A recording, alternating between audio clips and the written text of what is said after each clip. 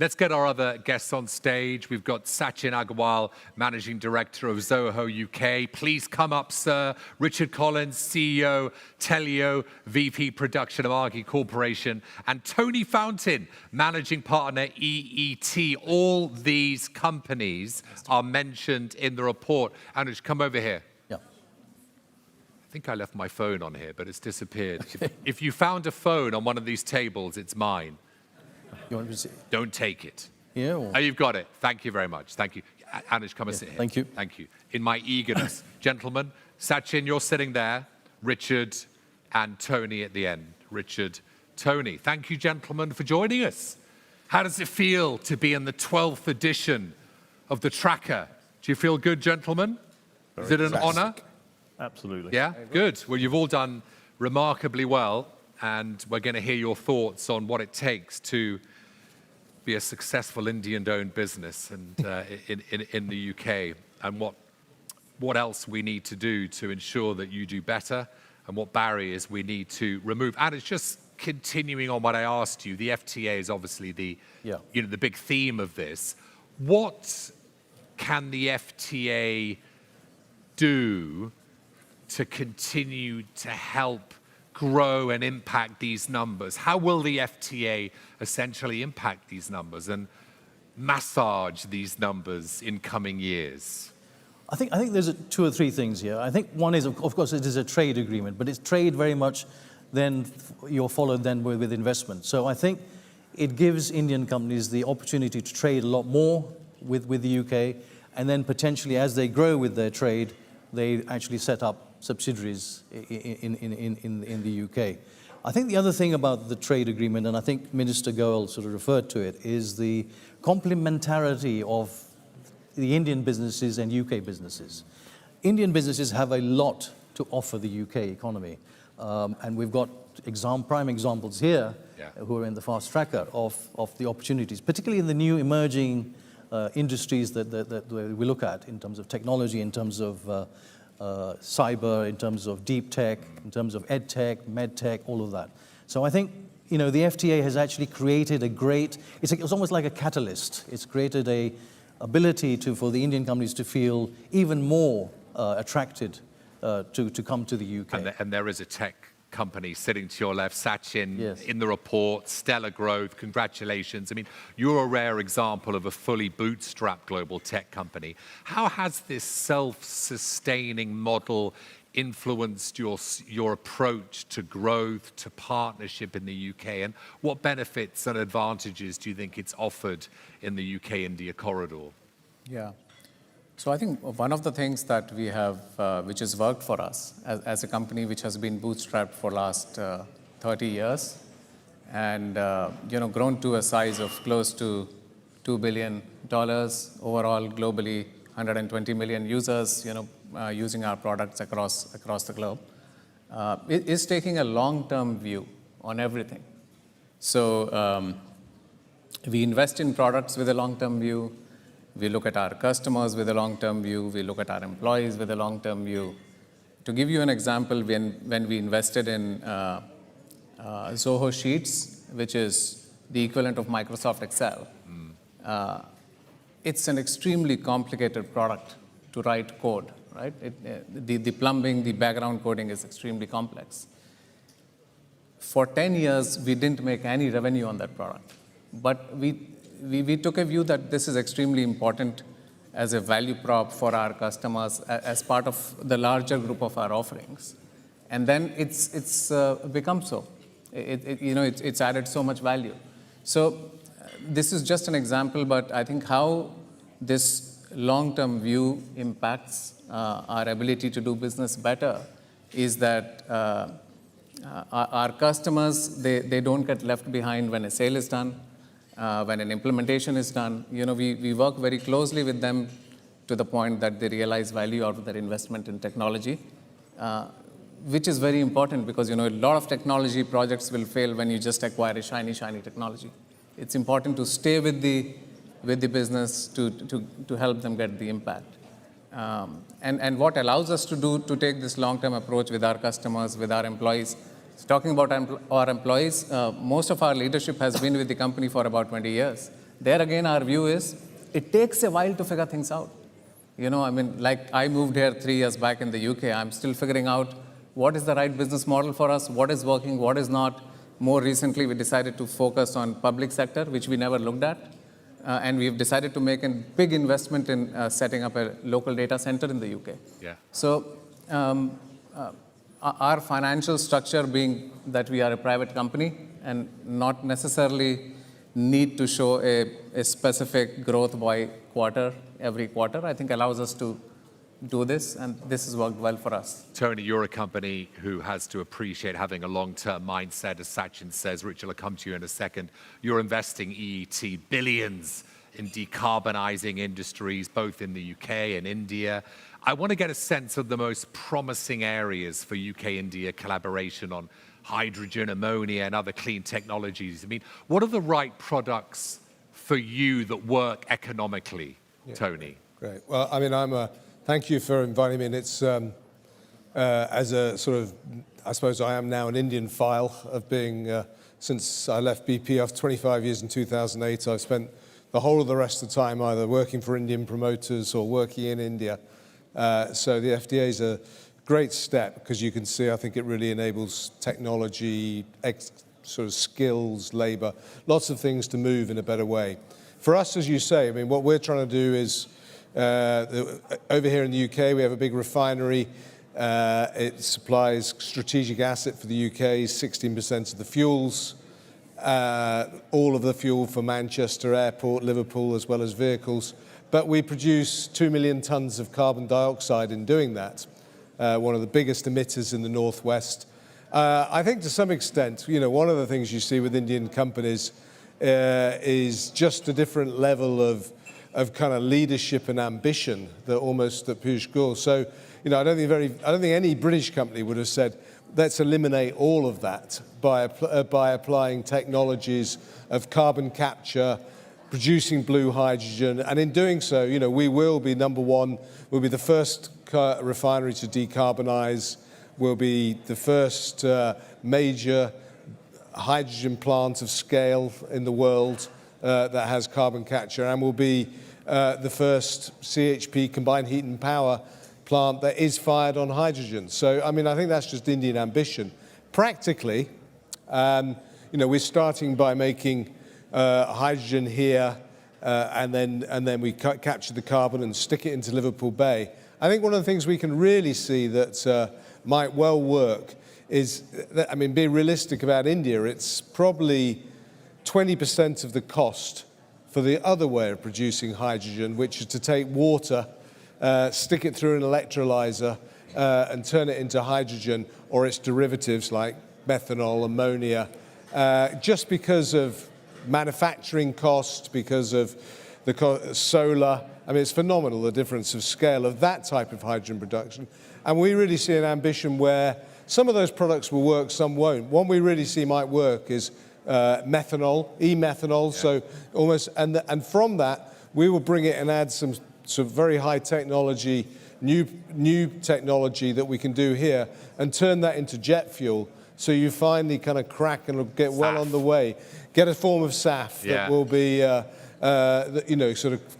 which, the airlines are the most difficult sector to decarbonize. Sustainable aviation. And that's a real way of doing it. But it's not scaling. It's not happening, is it? No, it's not, it really isn't scaling. And I think this opportunity of at-scale production of e-methanol in India, as they call it, and then shipping that over, and then turning it into SAF. I want to drill down into all their sectors, tech, media, and climate. Richard, your acquisition, Amagi's acquisition of Telio, big move, significant move. Congratulations.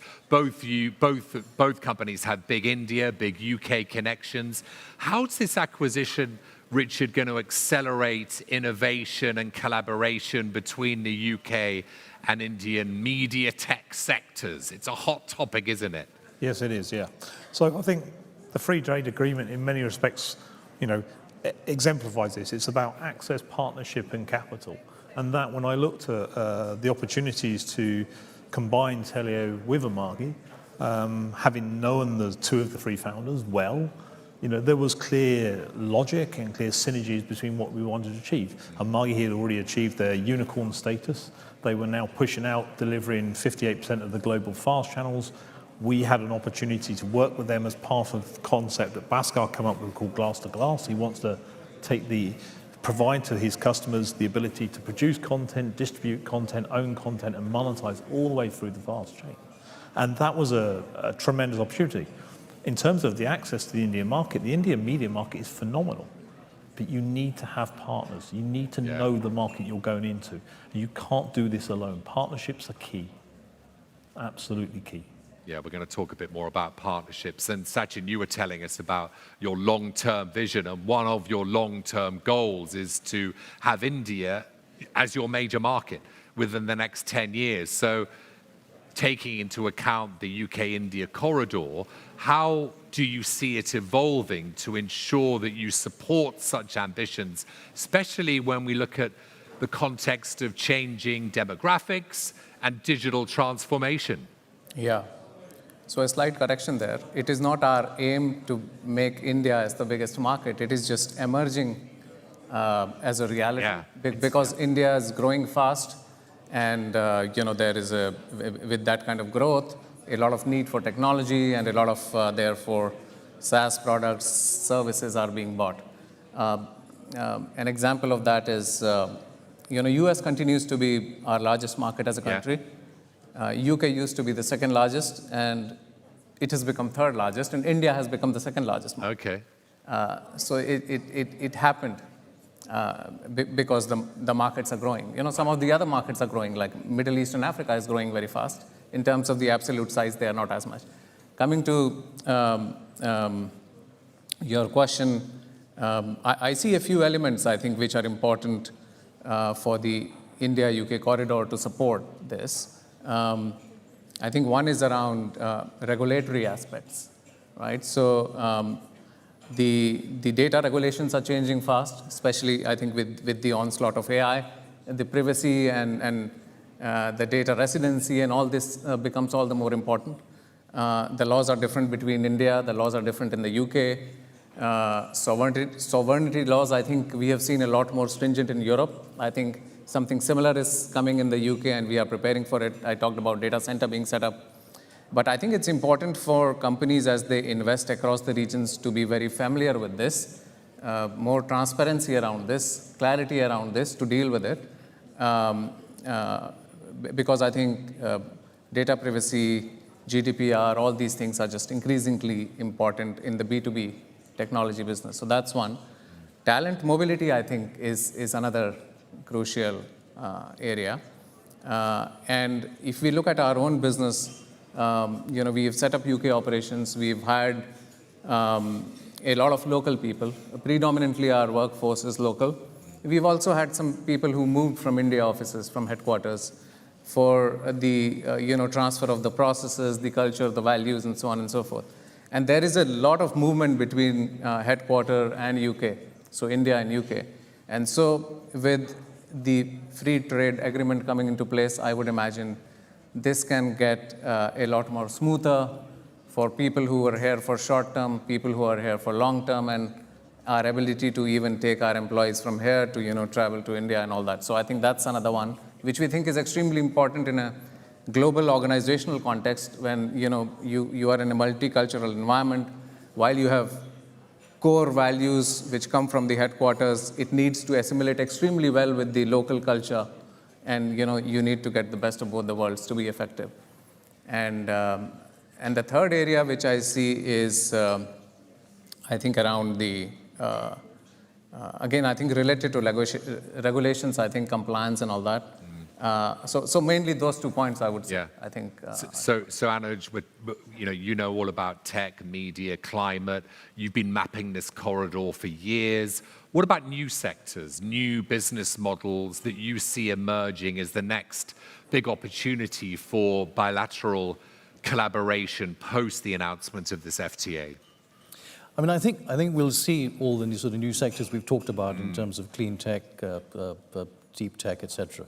But I think one trend that we will see going forward is much more collaboration between Indian companies themselves that exist here. Oh, yeah. I mean, a good example is, and it's in the report, is Sastra Robotics. It's in the fastest growing list of companies, but it got together with HCL, which is a massive Indian company, and they did some work with Manchester University, and that's actually propelled their growth. So that's an example of where I do see the future being, is in increasing collaboration between the Indian companies themselves. Yeah, interesting. And Tony, the competitive nature of the UK, paint us a picture, and how do you make yourself more competitive here whilst at the same time using key services in India? What's the perfect balance? Yeah. So, I mean, I suppose we're trying to go to an approach which I would almost call beyond outsourcing, which is because, being in the UK as a manufacturing, I mean, the headlines are there every day, high energy costs in the UK, high labor costs, I mean, it's a tough gig to run large-scale heavy manufacturing in the UK, which is, what a refinery is.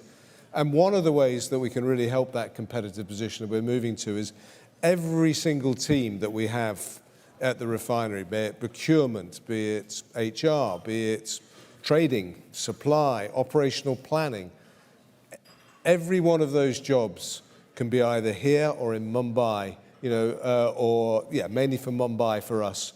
And because, let's be realistic, there's 1 million engineers a year that are coming out of Indian universities. I mean, it's not just a question of cost, it's a question of availability and quality of talent.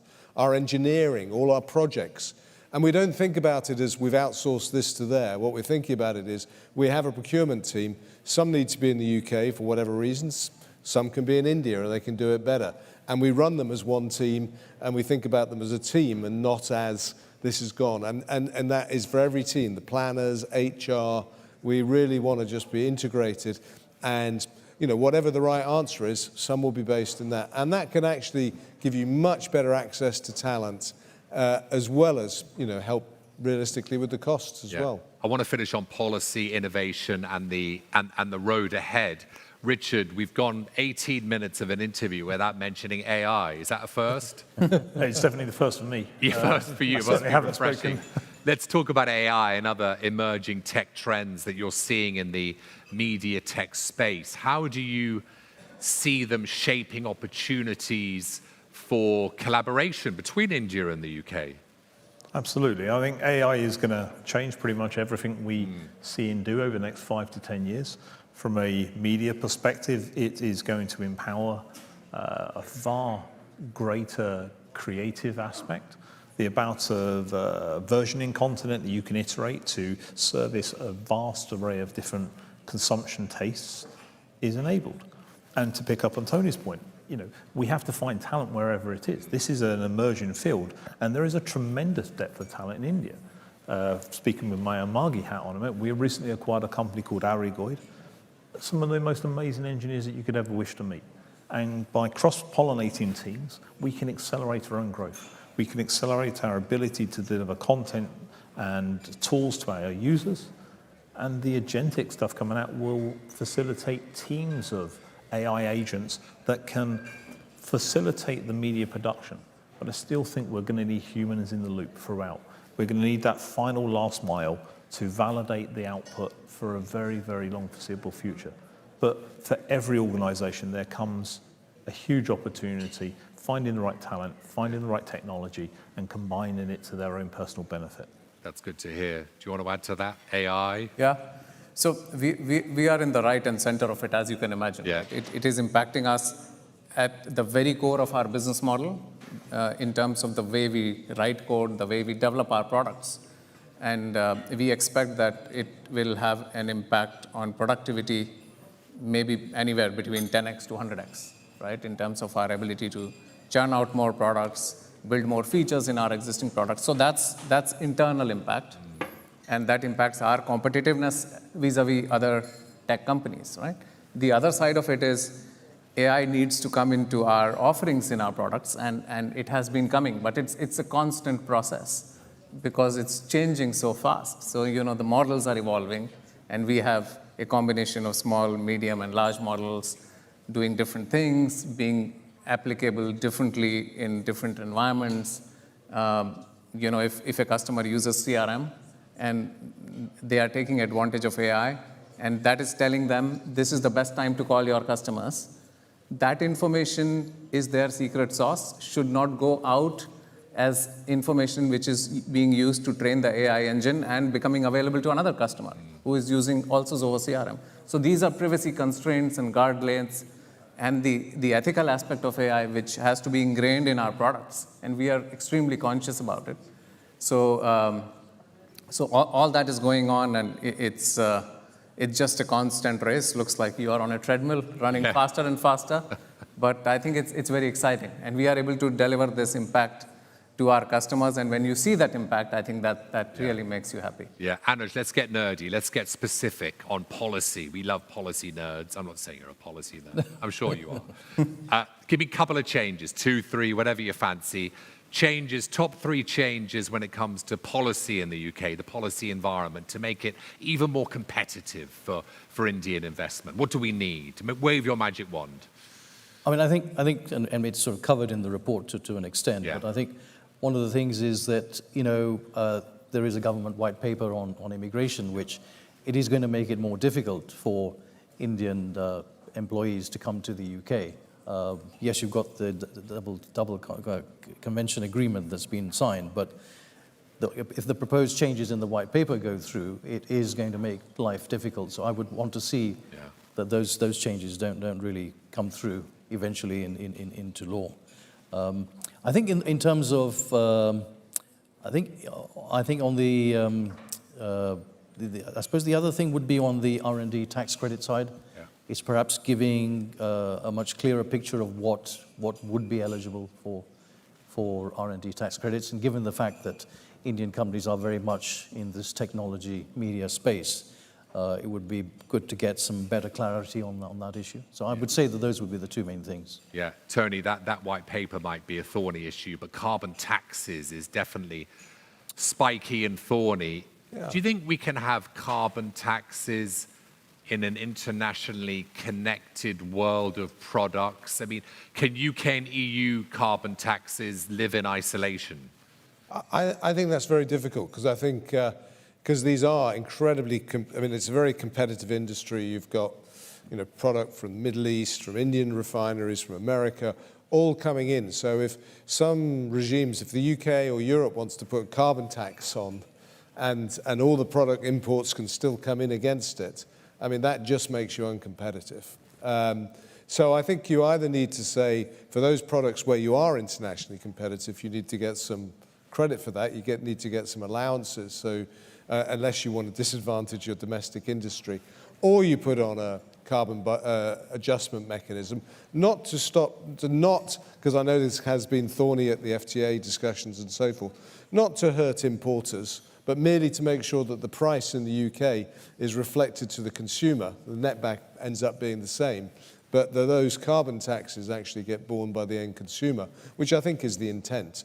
But if you have one done without the other, then you get a real distortion that obviously means you're putting your own domestic industry at risk. Okay, gentlemen, 30 seconds each. Final scattergun round. Start with you, Richard. You're advising an entrepreneur, a CEO in India, considering UK investment for the first time. What's your piece of advice? What pitfalls would you tell them to avoid? Advice, pitfalls, go. Okay. So any entrepreneur raising money, capital is always available for a good idea. Find someone that you can partner with, find someone who shares your vision, and find someone who's going to work hard with you. That's absolutely the critical. Money is always available for a great idea. That's key. Pitfall. Appreciate you don't know half of what you need to know starting a startup. Your first startup is a journey into the unknown. There will be good days, there will be bad days. Keep pulling forward and get up every day with the same energy you started the concept with. They're my 2 ideas. Nice. Sachin, advice, pitfalls. So I think the pitfalls I'll cover in my advice as well, within the advice as well. I think first is don't look at your business as in terms of the rounds of funding. That, okay, I've got this idea and, I raised an angel round to do this, and then once I demonstrate this, I'll raise the next round, and based on the milestone, I'll be able to raise the next. Because I think money, while it is available, as Richard was saying, and I've been an entrepreneur before Zoho, it's not that easy as it used to be, and I think it has gone through a cycle where too much liquidity in the economy, after COVID and all that, means a lot of wrong investments happen. You got to really focus on the unit economies of your business and ensure that it's sustainable and think long term. I think if the business does well, there will be opportunities to raise capital, to find the right set of people who will get excited, and I think you will just do well. Focus on the core of the business. Focus on core of business. Tony, 20 seconds. I think a real plus is that, working with the UK government, and you heard obviously Johnny Reynolds in here, it's very transparent. The officials are very easy. Policy is, not difficult to understand, and constructively have a dialogue about what would make it better. So I think that's a big plus. I think the thing that shocks certainly my Indian bosses the most and beware of is just if you come from India with all that passion and youth and aspiration, sometimes we look a bit jaded, us Brits, for if you're used to that level of energy and commitment. Yeah. Anuj, we started with you. It's your wonderful tracker. Yeah. Congratulations. Thank you. The report came out today, and please do ensure that you all get a copy of it and read it. Final bit of advice for those companies thinking of investing in the UK? I'd probably say three things. Number one is and it's going back to the point made earlier, is do take advantage of the Department of Business and Trade, which has offices in India and can provide the initial support that you require. Secondly, is make sure you always take local advice as well. A lot of Indian companies we find, they just rely on Indian advisors from a sort of value perspective, but make sure you take good local advice. And then the last thing I would say is that do hire local talent. It's really, really critical to make sure that, and there's great talent, as I said earlier, in the UK. Hire local talent. And probably just one final thing I would say is that don't be too hasty in bringing in your Indian style of leadership and management into the UK culture. Because the UK culture is very different. What's an Indian style of leadership for an English, for a guy that has no idea? I think I'd probably say it in the most politically correct way, is that India is a very hierarchical society. The UK is a very flat structure. Okay. So you've got it there. I think we understand. Right, thank you. Big round of applause for our wonderful guests.